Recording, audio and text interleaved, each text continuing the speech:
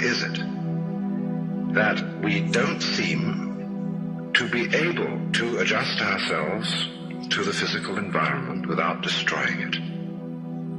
Why is it that in a way that this culture represents in a unique fashion the law of diminishing returns, that our success is a failure, that we are building up, in other words, an enormous technological civilization which seems to promise the fulfillment of every wish almost at the touch of a button. And yet, as in so many fairy tales, when the wishes finally materialize, they're like fairy gold. They're not really material at all.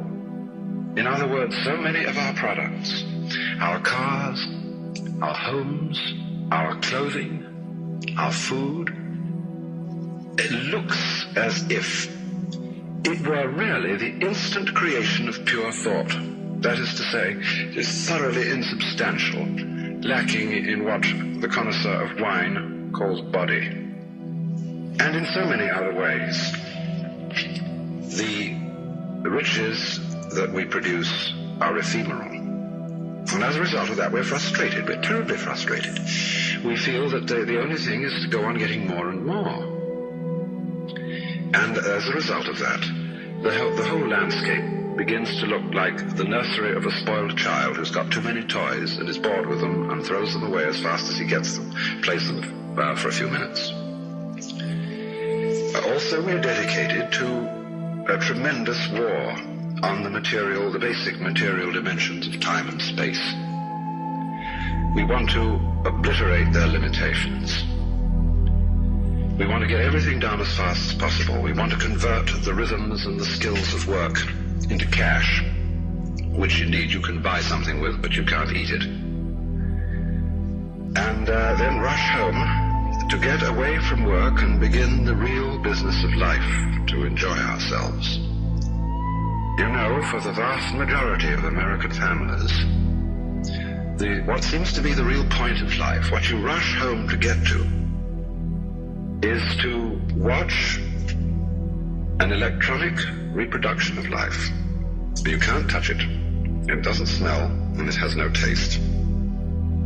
You might think that people getting home to the real point of life in a robust material culture would go home to a colossal banquet or an orgy of lovemaking or a riot of music and dancing. But nothing of the kind. It turns out to be this purely passive contemplation of a twittering screen. You see mile after mile of darkened houses with that little electronic screen flickering in the room. Everybody isolated, watching this thing, and thus in no real communion with each other at all.